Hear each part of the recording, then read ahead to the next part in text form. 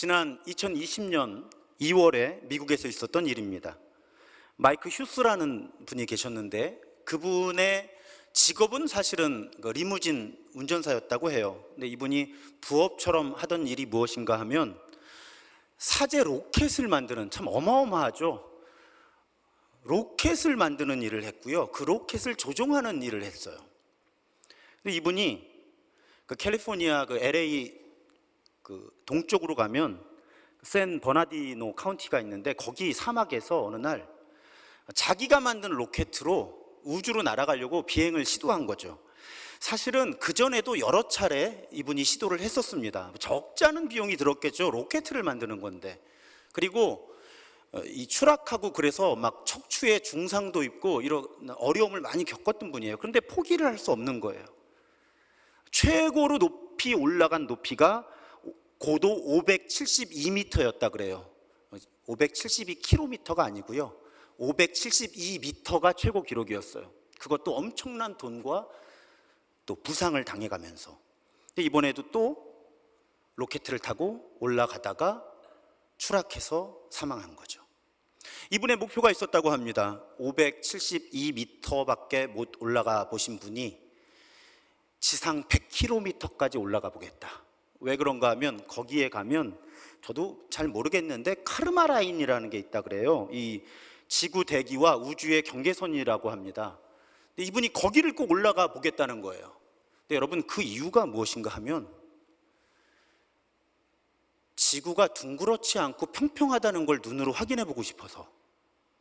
여러분, 로켓 기술 발전에 기여하겠다가 아니고요, 인간의 한계에 도전해 보겠다도 아니고요, 지구는 둥그렇지 않고 본래 평평한 것인데 과학자들이 다 속이고 있는 것인데 내가 100km까지 올라가서 지구가, 그 사진 한번 먼저 보여주실래요? 순서가 좀 바뀌었지만 지구가 이렇게 생겼다는 걸 본인 눈으로 확인해 보겠다는 거예요. 지구는 사실 이렇게 생겼다.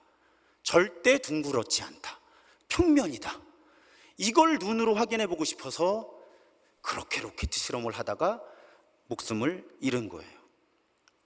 여러분, 이런 지구가 둥글지 않고 평평하다 하는 이론을 지구 평면설이라고 한다고 합니다. 그리고 이 지구 평면설을 믿는 사람을 평면지구인이라고 부른다고 해요. 평면지구인. 여러분, 평평한 지구 학회가 있습니다. 국제적으로. 놀랍게도 회원 규모가 10만 명이 넘고요, 세계 각국을 순회하면서 국제 컨퍼런스를 열어요. 지구는 둥그렇지 않고 평평하다를 입증하기 위해서. 여러분, 제가 왜 이 말씀을 드리는가 하면요, 이렇게 과학적으로 분명하게 입증된 사실도 믿지 않거나 심지어는 음모론에 빠지기 쉽다는 거예요. 여러분, 하물며 어떤 종교의 진리를 받아들인다는 것은 사실 쉬운 일이 아니에요. 이 명절 중에 주일이라고 여러분 여기 오셔서 또 온라인으로 연결돼서 예배 드리시는 게 사실은 기적인 거예요, 이게. 여러분, 우리 하나님이 유일한 참 신이고 그 신이 역사를 시작하고 끝낼 것이며 그 신이 온 우주의 하나님이시고 그 신이 사람이 되어서 십자가와 부활로 우리를 구원했다. 어떻게 증명할 거예요, 이걸? 성경 말고. 과학적으로 입증된 것도 믿지 못하고 지구가 평평하다고 믿는 학자들이 그렇게 많은데 어려운 일입니다.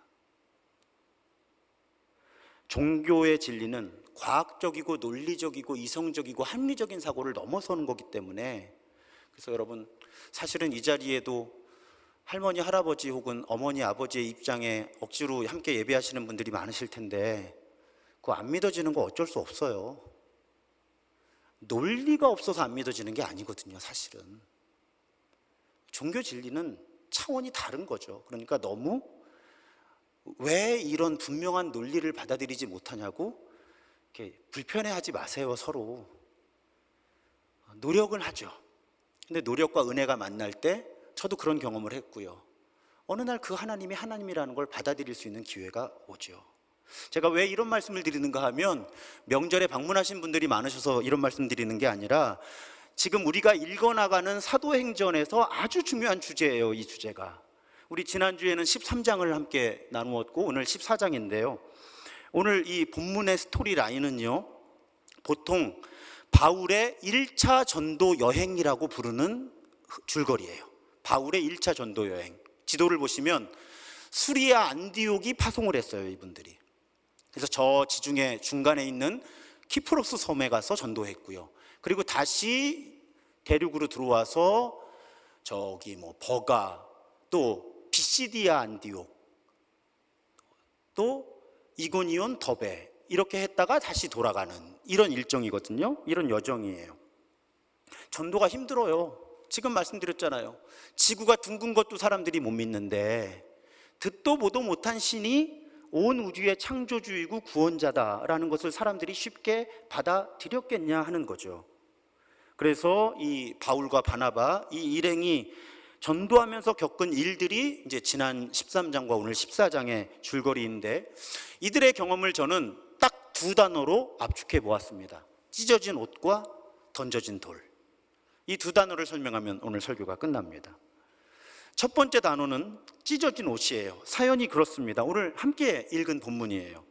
바울 일행이 루스드라라는 지역을 방문했을 때 거기서 태어날 때부터 한 번도 걸어보지 못했던 그런 지체 장애인을 만나요. 이 지체 장애인이 바울의 가르침을 들어요. 근데 바울이 보니까, 이 사람의 믿음을 보니까 하나님이 이 사람을 고치시겠다 싶어서 이 사람의 치유를 선언하죠.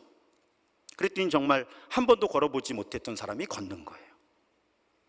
자, 하나님은, 우리가 믿는 하나님은 이렇게 하나님이 어떤 분이신지를 드러내시기 위해서, 또 하나님이 정말 우주를 창조하시고 통치하시는 하나님이심을 선포하시기 위해서 그 표적으로 초자연적인 기적을 일으키셔서 사람을 고치시고 변화시키세요.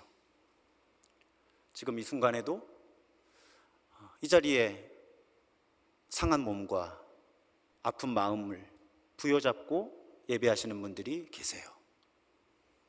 이 사도행전 오늘 본문에서 한 번도 걸어보지 못했던 사람을 걷게 하신 우리 하나님의 치유하시고 회복시키시는 은총이 오늘 지금 이 자리에서 함께 예배하는 모든 분들의 상한 몸과 마음을 치유하고 회복시키시기를 주님의 이름으로 축복합니다. 그런데 바로 이 치유의 기적이 문제가 돼요. 이 장면을 목격한 사람들이, 제가 지난주에 이 지역의 신관의 흐름을 쭉 말씀을 드렸잖아요. 그 지역 사람들의 수준에서는 지금 신이 강림한 거예요. 그러니까 자기 그 지역의 언어로 신들이 사람의 모습으로 우리에게 내려오셨다, 난리가 난 거죠.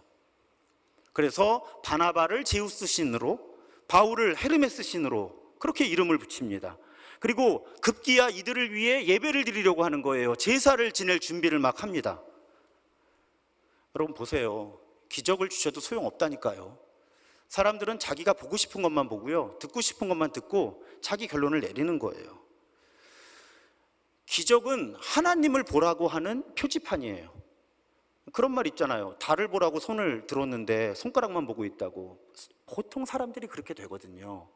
그래서 여러분, 하나님께서 기적을 일으키시는데 우리가 그 기적을 일으키시는 하나님을 보는 게 아니라 그 기적의 도구가 되는 사람에게 집중하기가 쉬운 거예요. 이때나 지금이나.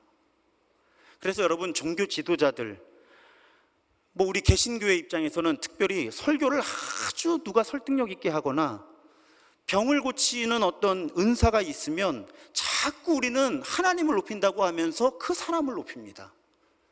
신격화하는 지경까지 가요. 그래서 그 목사가 우상이 돼요. 그러면 그걸 감당할 수 있는 사람이 많지 않아요. 그러니까 타락하는 거죠, 교만함 가운데서.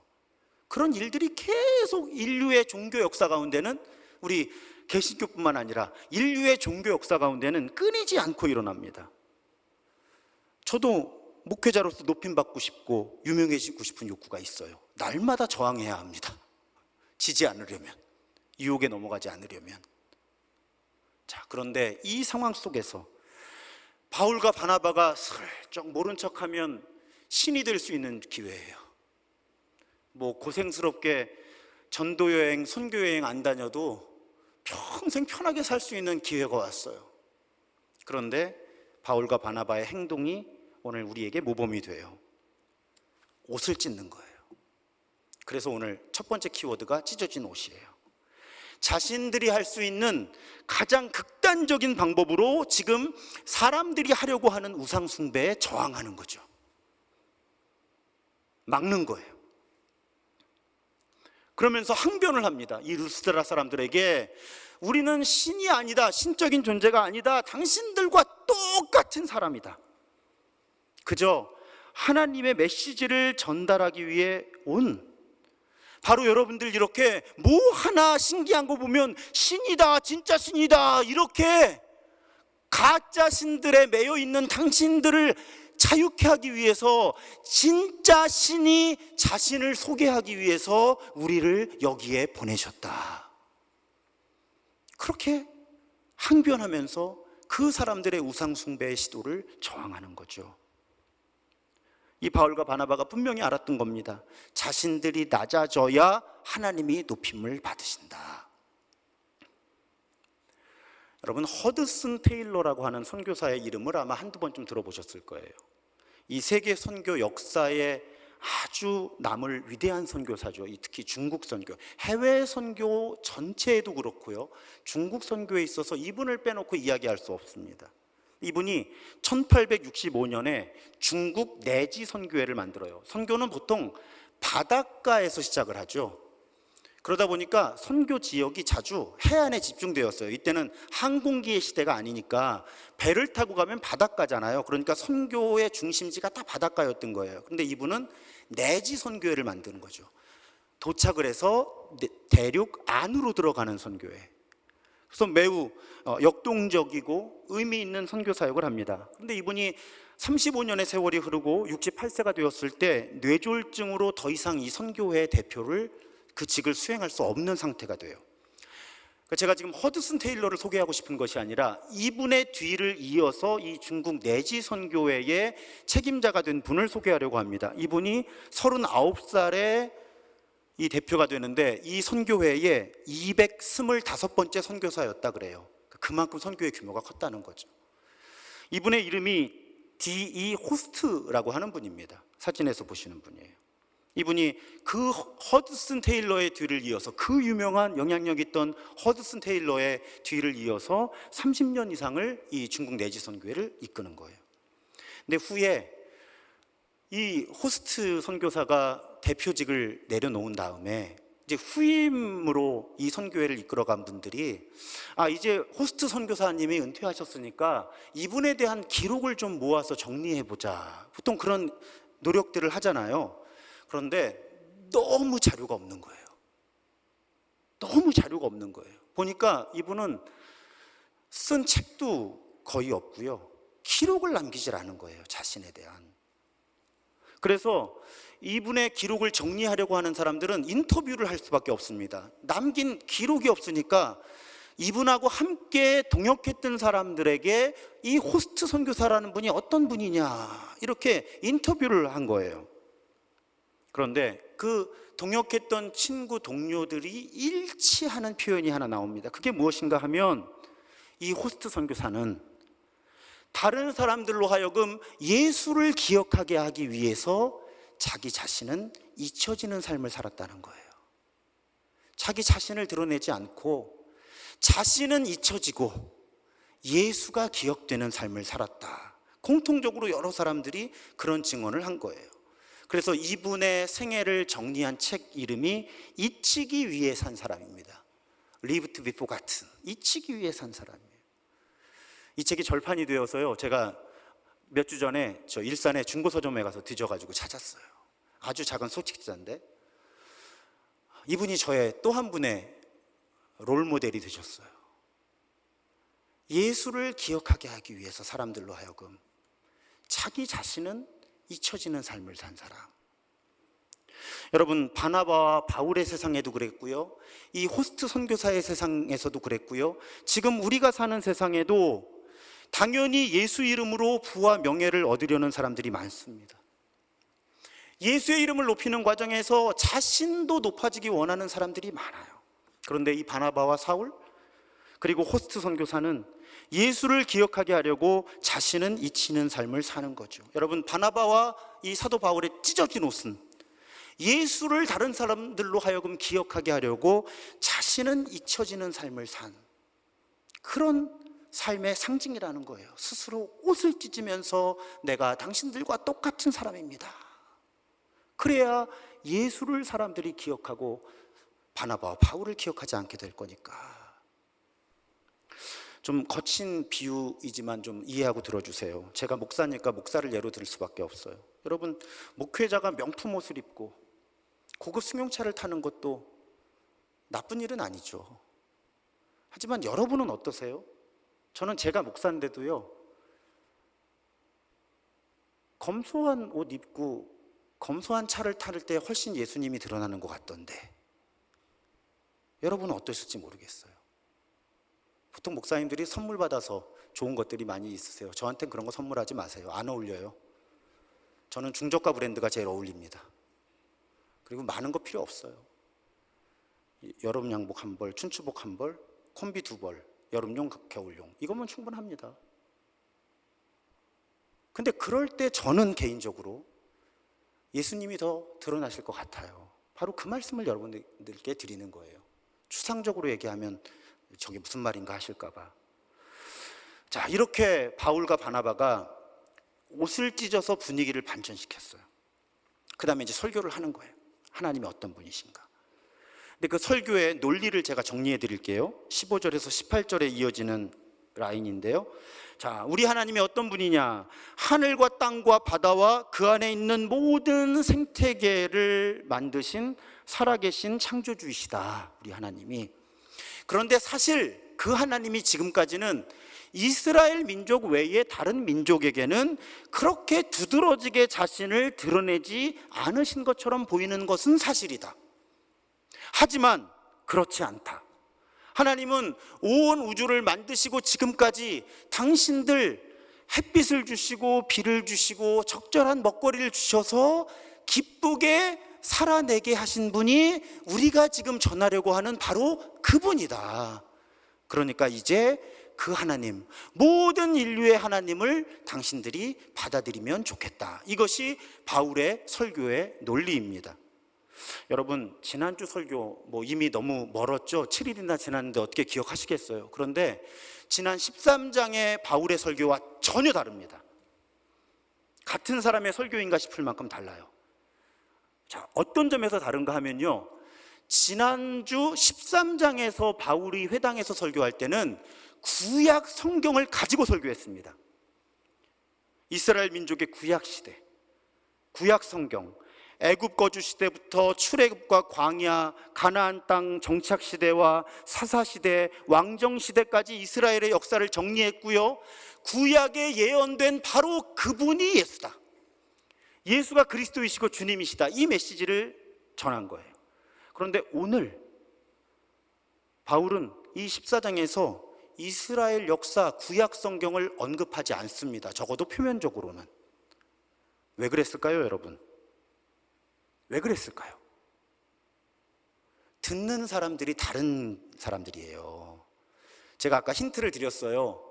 13장에서 바울은 어디서 설교했다고요?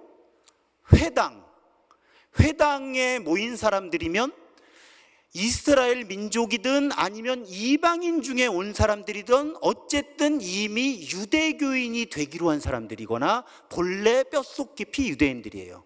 그러면 이 사람들은 구약 성경을 어려서부터 외울 만큼 배웠잖아요. 구약 성경을 잘 아는 사람들이 모여 있는 곳에서 바울은 구약 성경을 가지고 설교한 거예요. 근데 지금 이 도시, 낯선 도시 한복판에서 길거리잖아요. 광장이에요. 누가 구약 성경을 알겠어요? 아무도 몰라요. 그러니까 성경 이야기를 안 하는 거예요. 당시 사람들이 세계관에서 받아들일 수 있는 언어와 개념을 가지고 지금 당신들이 아는 모든 신 위에 신이 있는데 바로 그 신을 내가 지금 여러분에게 소개하는 것입니다 라는 프레임으로 접근하고 있다는 거죠. 여러분, 아주 단순한 가르침이에요. 복음은 듣는 사람이 알아들을 수 있는 언어로 소통해야 되는 거예요. 복음을 듣는 사람들의 세계관, 그 사람의 종교적인 배경, 그 사람의 삶의 상황과 고민에 따라서 그 사람이 받아들일 수 있고 이해할 수 있고 용납할 수 있는 언어와 개념으로 복음을 전해야 된다는 거죠. 여러분, 전도는 내가 준비한 말을 쏟아놓는 게 아니라는 거예요. 이건 열심은 아름답지만 무책임한 소통입니다. 무책임한 소통이죠. 책임감 있는 전도는 상대방을 존중하는 전도예요. 상대방이 내 말을 알아들을 수 있어야 된다는 거죠. 한국말인데 못 알아들으면 어떡하겠냐는 거예요. 그래서 여러분, 제가 끊임없이 시도하는 게 바로 그 부분이에요. 특히 주일 설교를 할 때. 왜냐하면 사실은 냉정하게 말씀드리면 여기 가운데 아주 많은 분들은 주일 설교 한 번밖에 안 들으시잖아요. 그러니까 제가 주일 설교로 그런 시도를 하지 않으면 우리 교회의 생각하는 방식과 언어가 바뀌지 못하니까, 여러분, 전도하는 언어를 넓혀야 되는 거예요. 아직 그리스도교의 복음을 받아들이지 않은 사람 왜 못 받아들였을까요? 자, 복음에 전혀 매력을 느끼지 못하는 어떤 사람 왜 복음의 매력을 느끼지 못할까요? 이미 크리스찬으로 살다가 교회를 떠났어요. 왜 그 사람은 교회를 떠났을까요? 제가 명절에도 만나는 가족 친척 중에도 제가 목사니까 이렇게 패턴이 있어요. 제가 사실은 고등부 회장까지 했었는데 이래서 교회를 떠났습니다. 제가 사실은 이때까지는 정말 노방전도까지 할 만큼 열심히 있었는데 이래서 교회를 떠났습니다. 여러분, 그렇게 다양한 질문과 고민을 갖고 있는 사람들 앞에서 무조건 예수 믿으세요? 예수 믿으면 모든 문제가 해결됩니다 라는 논리는 사실은 받아들이기 어려울 뿐만 아니라 무례하기까지 할 수 있습니다. 지금 내 앞에 있는 사람의 문제가 정말 무엇인지, 그럼 성경의 이야기가 그분이 갖고 계신 질문, 그분이 가지고 풀어내야 하는 삶의 문제에 어떤 대답을 해줄 수 있는지를 찾아내서 그 이야기를 들려주는 것이 전도예요. 우리 교회에서 제가 자주 쓰는 표현이죠. 우리 소그룹으로 모여서 말씀과 삶이 부딪히는 대화를 나누자. 여러분이 정말로 신실하게 말씀과 삶이 부딪히는 대화를 계속 나누잖아요. 그러면 그 언어가 여러분들 안에 녹아들어요. 그래서 누군가를 만났을 때 그 사람이 들어야만 하는 그 사람의 삶의 정황과 내면의 질문에 적절한 말을 해줄 수가 있게 되는 거예요. 그래서 저는 전도 훈련의 의미를 매우 낮게 보는 거예요. 획일적인 전도 훈련을. 정말 여러분들이 전도하고 싶으시면 일주일에 한 2-3번이라도 매일 기도회 함께 하시면서 성경이 정말 무슨 말씀을 하고 있는지를 들으시고요. 공식적이든 비공식적이든 소그룹으로 모이고 사람들을 만나서 계속 성경과 삶을 연결시키는 대화를 나누셔야 된다는 거예요. 그래야 이 복음이 공허해지지를 않아요. 나에게도 복음이 공허한데 어떻게 다른 사람에게 복음을 전하겠어요? 제가 여러분들하고 자주 대화를 나누고, 이미 경험하신 분들은 저를 자꾸 피하시는데 한번 붙들리면 2시간이다 막. 근데 여러분들하고 제가 대화를 많이 나눠야 제가 어떤 설교를 할 수 있는지를 알 수 있게 되는 거예요. 안 그러면 여러분들의 내면의 고민과 삶의 상황과는 전혀 상관없는 설교만 할 수밖에 없거든요. 여러분들을 이해하지 못하면. 그러니까 저하고 대화를 나눠주시는 건 교회에 도움이 되는 일이에요. 우리 교회. 보통 내가 궁금한 건 남도 궁금해요. 그러니까 질문 많이 하셔야 되는 거예요. 그리고 저랑 수다 많이 나누시고, 그래야 제가 설교가 날카로워지는 거예요. 진짜 우리가 들어야만 하는 말씀을 찾아낼 수가 있게 되는 거죠. 오늘 바울과 바나바는 그걸 우리에게 모범으로 보여주는 거예요. 그런데 여러분, 이제 2번째로 넘어가려고 그래요. 이렇게나 헌신적으로 복음을 전하고 복음을 삶으로 살아내는 이 바울과 바나바가 어떤 일을 당하는가? 부귀영화를 누리면 좋겠는데 돌을 맞아요. 그래서 오늘 2번째 키워드가 던져진 돌이에요. 게다가 돌을 맞고 나서요, 이 안디옥을 향해 다시 파송 교회를 향해 돌아가는 여정 속에서 이분들이 교회 지도자들을 향해 이렇게 말합니다. 22절에 보면 우리가 하나님 나라에 들어가려면 반드시 많은 환난을 겪어야 합니다. 하나님 나라 들어가려면 반드시 돌을 맞아야 된다는 거예요. 환난을 겪어야 된다는 거예요. 예수님도 그렇게 말씀하셨어요. 여러분, 정직하게 설교해야 되잖아요, 목사가. 예수 믿으면 모든 문제가 해결되나요? 예수님은 문제를 풀어주세요. 제가 그걸 부정하는 게 아니에요. 그런데 정말 예수 믿는 사람들은요, 자기 스스로가 돌을 맞는 자리로 간다는 거예요. 자기가 잘못해서 돌을 맞는 게 아니라 예수 때문에. 이 두 방향이 다 있어요. 이 두 방향이 성경에 다 있으니까 목사는 이 두 방향을 다 말씀드려야 되는 거예요. 예수를 믿고 문제가 해결돼요. 아까도 치유가 일어났고요. 제가 지금 이 자리 이 순간에도 치유가 일어나기를 축복했잖아요. 예수 믿으면 문제가 해결됩니다. 그런데 동시에 진짜 예수 믿는 사람들은 자기 발로 문제를 향해 가는 거예요. 돌 맞으러 가는 거예요. 그 두 가지 움직임을 다 이해해야 성숙한 그리스도인인 거죠. 이유는 단순합니다, 여러분. 하나님 나라의 정의와 사랑이 균형을 이루는 문화는 하나님을 인정하지 않는 세속적인 세상의 문화와 갈등을 일으키고 충돌하기 때문이에요. 그래서 여러분, 제가 자주 말씀드리죠. 그냥 여러분 가운데 종교가 취미인 분들은 돌 안 맞습니다. 걱정하지 마세요. 종교가 취미인 사람은 뭐 부딪힐 것도 별로 없고요, 내적인 갈등도 크지 않아요. 하지만 정말 예수쟁이로 살려고 하면 여러 갈등과 어려운 일이 생기실 거예요. 돌도 맞으실 거예요. 유명한 표현이잖아요, 여러분. 진짜 예수쟁이들은요, 모두가 다 그렇다고 그러는데 아니요 할 수 있어야 되거든요. 또 진짜 예수쟁이들은 모두가 다 아니라고 그러는데 네 할 수 있어야 되거든요. 그러니까 여러분, 어떤 때는 무시당하고 어떤 때는 외면당하고 어떤 때는 불이익당하고 어떤 때는 돌을 맞는 거죠. 근데요, 예수님도 그렇게 말씀하셨어요. 산상수훈의 가르침 가운데 마태복음 7장 13절과 14절, 좁은 문으로 들어가는 것이다, 예수를 따르는 길은. 멸망으로 인도하는 문이 오히려 넓더라. 생명으로 인도하는 문은 길이 좁더라. 그러니 여러분, 예수 믿으면 넓은 문으로 들어간다는 종교는 가짜인 거죠. 아니면 반쪽이거나. 예수님은 분명히 예수를 따르는 사람들의 길이 스스로 좁은 문으로 들어가는 길이라고 말씀하셨잖아요. 하나님은 은혜 가운데 우리에게 넓은 길을 주세요. 넓은 문을 주세요. 그런데 진짜 예수쟁이들은 자기 발로 좁은 문으로 가는 거예요. 이것이 성경의 가르침이죠. 근데 여러분은 본문을 쭉 읽어 나가시다 보면 이렇게 이건 여러분, 제가 지금 돌 맞는다고 하는 거는 비유지만 이 사도들은 진짜 돌을 맞았거든요. 죽을 뻔 하거든요. 그럼에도 불구하고 이분들은 기뻐했다, 이렇게 기록이 되어 있어요. 성령이 충만하고 기뻐했다. 왜 그럴까요? 그런 삶을 하나님이 기뻐하신다는 것을 알기 때문이죠. 또 그런 삶을 통해 하나님의 뜻이 이루어지고 하나님의 나라가 확장된다는 걸 알고 믿기 때문에 옷을 찢고 돌을 맞아도 기쁨과 감사로 그 길을 걸었던 거죠.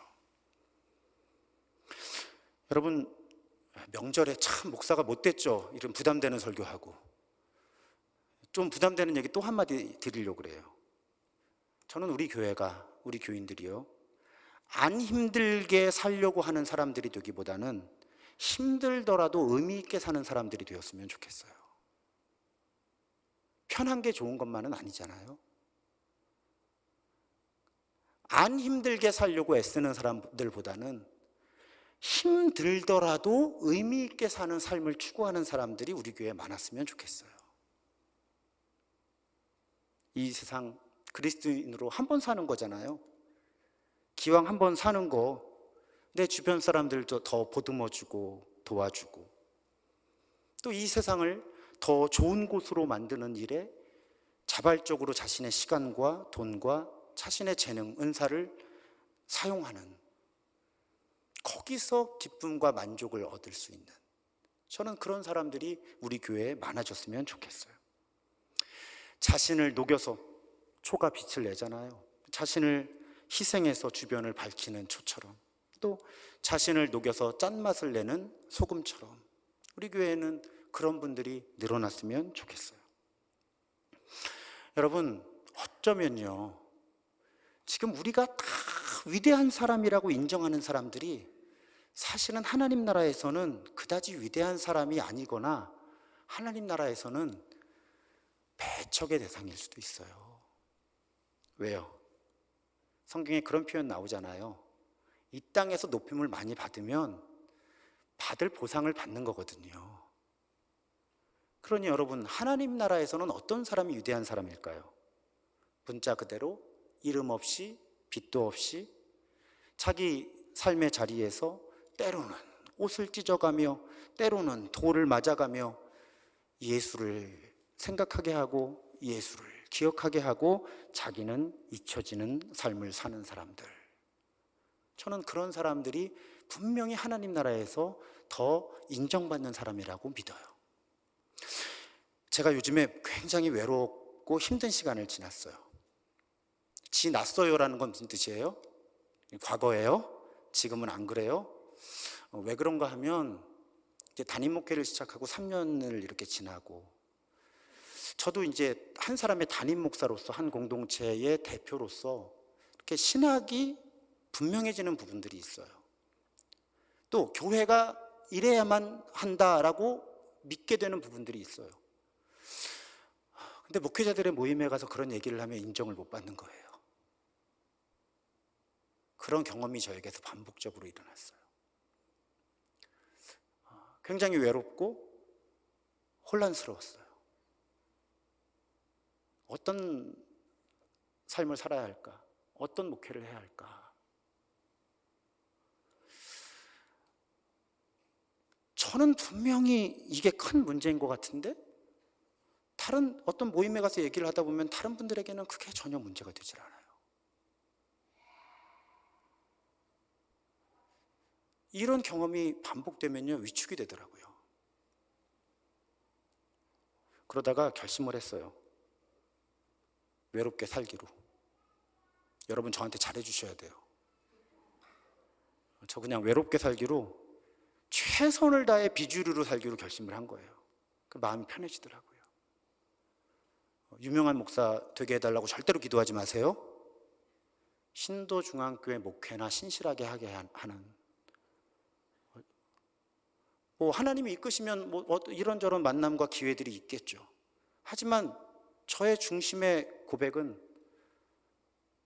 그냥 비주류로 외롭게 살자. 그게 나의 부르심이다. 다른 모든 목사님들이 정상이다. 내가 비정상이다. 내가 비정상이라는 걸 받아들이자. 그래도 우리 교인들이 나 담임 목사라고 불러주고 가끔 새가족도 등록하니까 그분들하고 그냥 교회를 이루고 살자. 그렇게 결심하는 게 힘들기도 했지만 힘들지 않았던 것은, 여러분 가만히 보니까 예수님도 그 당시 종교계에서 비주류로 살다가 십자가까지 지셨더라고요. 아니, 비주류로 치면 예수님만한 비주류가 어디 있어요? 예수님처럼 살면 비주류가 되는 게 맞는 거죠. 그래서 그냥 비주류로 살기로 했어요. 외롭게. 그냥 교인들하고 즐겁게 살기로 했어요. 재미있게. 그랬더니 마음이 많이 자유해졌어요. 여러분, 명절인데 복 많이 받으세요. 그럴 땐 아멘 하는 건데. 여러분, 복 많이 받으세요. 그리고 복이 되세요. 꼭 복이 되세요. 그게 우리가 그리스도인으로 부름받은 이유예요. 그래도 한 번 사는데 여러분, 우리 때문에 우리 가정도, 일터도, 교회도, 이 세상도 더 나은 곳이 되어야 되지 않겠어요? 하나님 나라의 정의와 사랑이 있는. 그래서 여러분, 뭐 제가 강요는 못하는데 때로는 옷을 찢어야 되고요, 때로는 돌을 맞더라도 자발적으로 좁은 문으로 들어가는 사람들, 그렇게 예수는 자꾸 드러나게 하고 우리는 자꾸 잊혀지는 그런 삶의 길을 걷는 우리 한 분 한 분, 또 우리 교회가 되기를, 또 제가 되기를 주님의 이름으로 기도하면서 축복합니다.